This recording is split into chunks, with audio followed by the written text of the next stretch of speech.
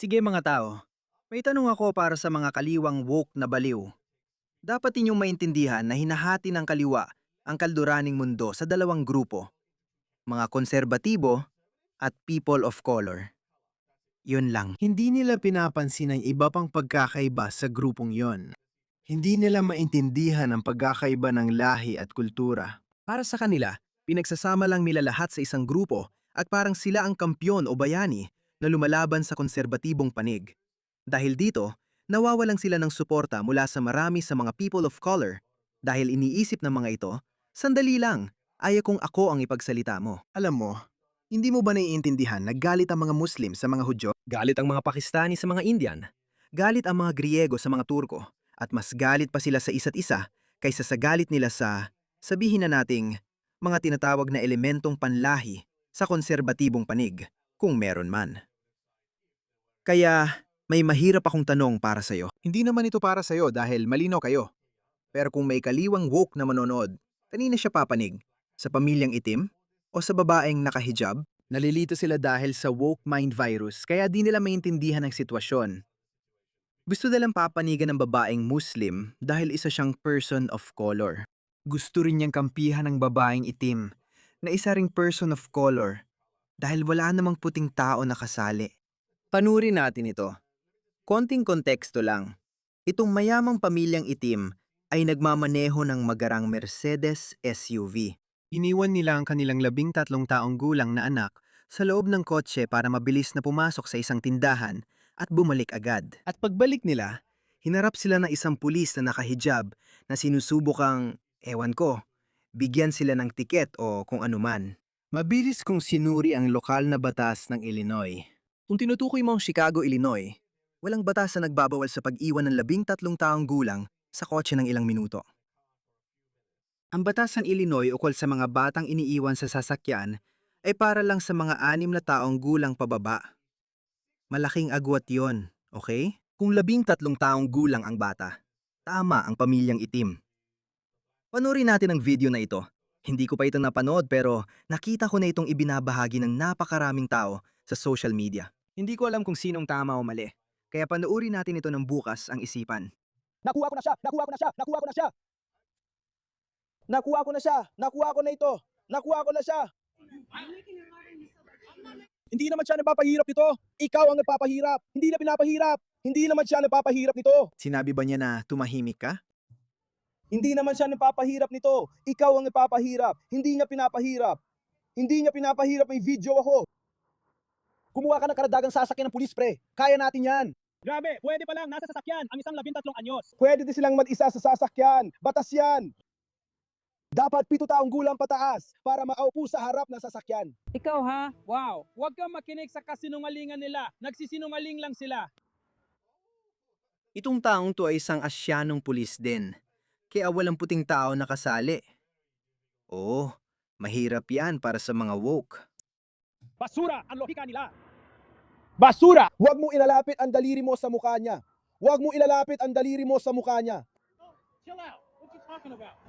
Ang itim na babae ay napakakalmado. Kaya hindi mo siya pwedeng akusahan na hysterical o pasaway. Parang sinasabi niya, seryoso ka ba? Alam nila ang batas. Alam ng mga taong itong batas dahil sabi ng lalaking ito, dapat 7 pababa. Pero sa totoo, 6 lang dapat. Kaya, alam mo na, at ang bata ay doble ang edad sa legal na limitasyon. Kaya ganito ang itsura niya, parang, ano bang pinagsasabi mo? Malamang iniisip niya, Naku, nagkamali tayo. Pero paano makakalusot? Sa tingin ko, dahil sa ego or pride niya, gagawin niyang issue ito kaya siguro hindi siya atras. Tumawag ka rin ng supervisor. Sobrang nakakainis na ito. Tumawag ka ng supervisor. Hindi gusto niyang siya ang mag-supervise nito. Oo, tawagin mo na. Huwag ka lang magsalita pa. Kailangan nilang tawagin ng supervisor. Alam namin ang batas. May tao dito na totoong nakakaalam ng batas. Sobrang nagwawala. Ipinapasa ang sitwasyon sa puting uniforme. Oo, tama na yan. Hindi mo na kailangan magsalita pa. Hindi mo na kailangan magsalita pa, ate. Hindi mo na kailangan magsalita pa sa kanya. Cardo. Mag-isa lang siya. Mukhang hindi niya kasama yung nagvi-video. Kaya sigurado akong mag-isa lang siya. At halata namang maayos ang kilos niya. Kalma siya. Sinusubukan niya kausapin ng maayos yung isa. Kaya wala akong nakikitang kasalanan sa babae. Sir, excuse me!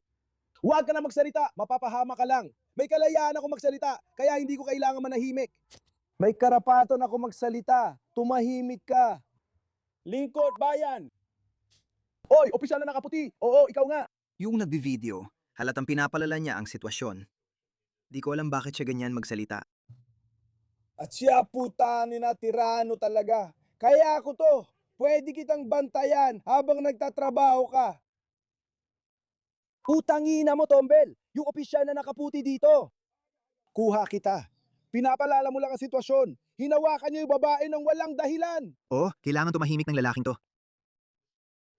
Iniisip lang niya, ay, madali lang to. Kaya samantalahin na lang natin. Sige, nasa tamang edad na siya. Pinoprotektahan lang namin ang karapatan niya bilang mamamayan. Pwede mo ba siyang kausapin? Kasi sinusubukan niya mangharas. Tingnan mo, wala siyang tulong. Nakatakip lang ang mga kamay niya sa mukha niya.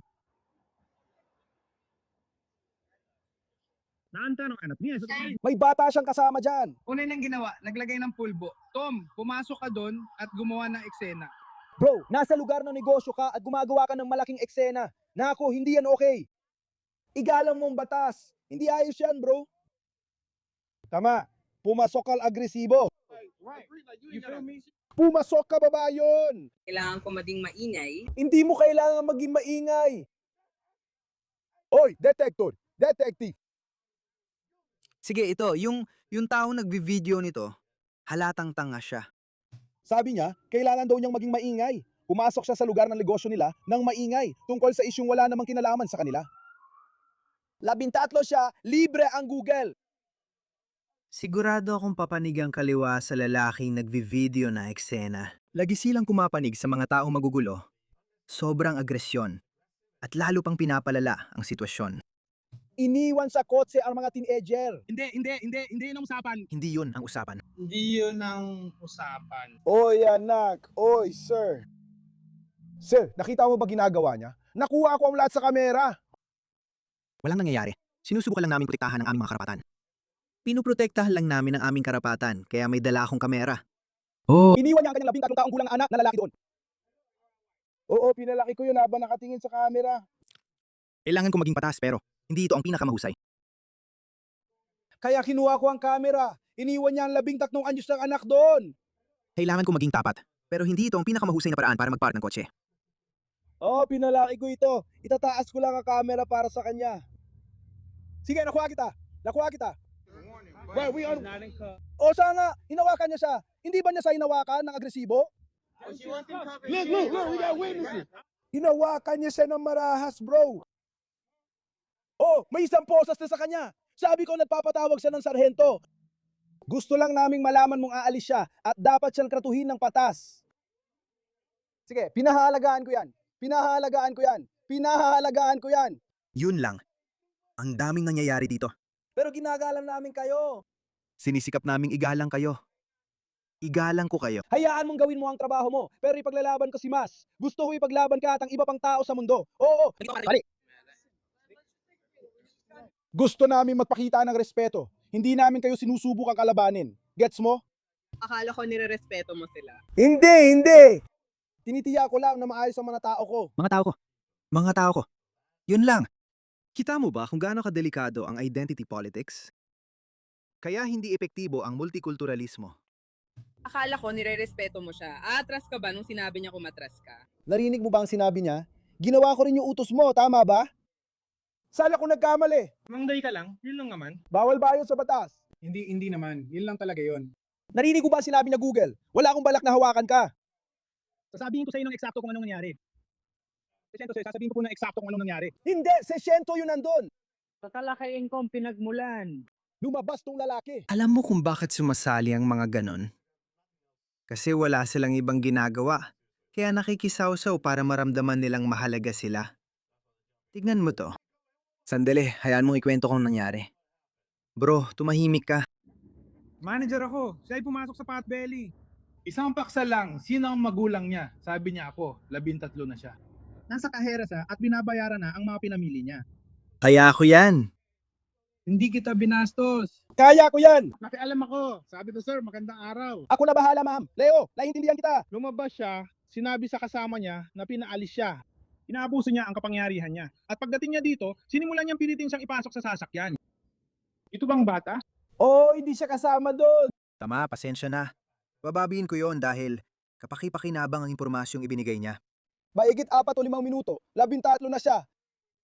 Ano ang batas? Ilang taon ka na? Ilang taon dapat para makaupo sa harap ng sasakyan ayon sa batas?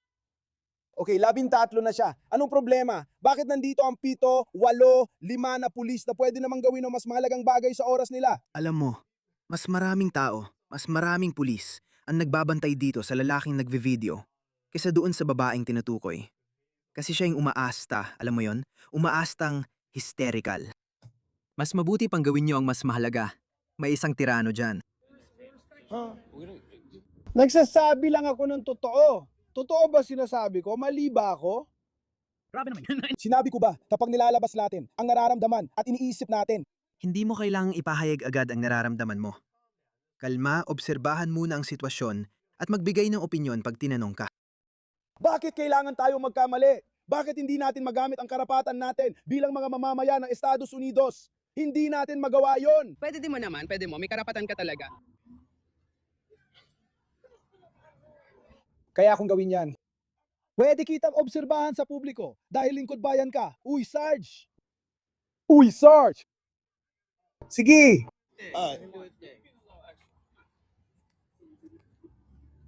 Gusto niya talaga ako ipakulong. Matas yan. May karapatan ako mag-video at magsalita sa publiko. Hindi ko kayo ginagambala sa trabaho. Nasa pampublikong right of way ako. Kalma lang bro, walang humahabol. Pasensya na. Baka nagkamali yung pulis na nakahijab. Pero itong mga pulis na to ay maayos kausap. Mas mabuti pang pag-aralan mo ang mga batas mo, pare. Hahayaan kitang gawin ang trabaho mo, pero magpapatuloy ako magsalita at ipagpapatuloy kong gamitin ang mga karapatan ko. Sige. Tara, pare, alam ko ginagawa mo rito. 12 taon sa kulungan. Alam ko ang kalakaran yan. 12 taon siyang nakakulong. At patuloy kong gagamitin ang aking mga karapatan. Tara na pare, alam ko kung ano ginagawa mo dito. 12 taon sa kulungan. Ibig bang sabihin nun ay dating preso siya? 12 taon sa kulungan? Yun ba ang ibig sabihin nun? Oo. Kita mo? Alam ko na agad. Grabe, kulungan ng estado o kulungang federal. Oh, hindi na ako nagulat kuya. Alam ko to, pare. Sige, i-search mo ako. Seryoso, alam ko talaga to. Hindi siya dapat kusasan. Hindi yan dapat ipagmalaki bro. Alam mo kung ano? Oo, naiintindihan namin. Pero ano? Ma'am. Oo, ma'am. Nire-respeto namin yan. Pero nung tinuturo niya dito, si homie na nakaitim, ginamit ko lang naman ang karapatan ko. Sinabi mo sumunod ako sa batas. Kaya nung pinapalapit ako, umatras ako. Hindi ba? Oo. So ano bang trip niya? Kaya nga sinabi ko sa kanya, teka lang. Oo, nagpa-power trip siya. Siya mismo nagsabi. Para tayo nasa korte. Korte nga mamamayan nito. Siya na nagsabi. Sumunod ako sa batas at umatras. Hindi ako nakialam. Bakit mo ako tinuturo at gusto ipakulong? Gusto mo ba talagang mademanda? Sige, yun na yun. Sa tingin ko, yun lang nakita natin. Hindi ko rin alam ang nangyari pagkatapos. Titingnan ko pa kung may dagdag na impormasyon. Pero ang mga konserbatibo ay pumapanig sa ina. Kailangan kong sabihin, wala siyang mali. Magalang at nakikipagtulungan siya. Kung hindi nag-video ang lalaking ito, sino ang makakaalam? Sa tingin ko, yung babaeng nakahijab ay nagpa-power trip. Sa tingin ko, malamang sa ilalim siya sa isang programa ng pagsasanay. Nakuha ko siya. Tinitingnan ko ang pangalan ko. Hindi siya ang napapahirap. Ikaw ang napapahirap. Hindi siya ang napapahirap. Oo, kailangan niya talagang sumailalim ulit sa pagsasanay. Sana ayos lang ang nanay. Sa palagay ko, makapinakawalan na siya. Sa tingin ko, kailangan pa talaga ng mas maraming pagsasanay ang babaeng nakahijab.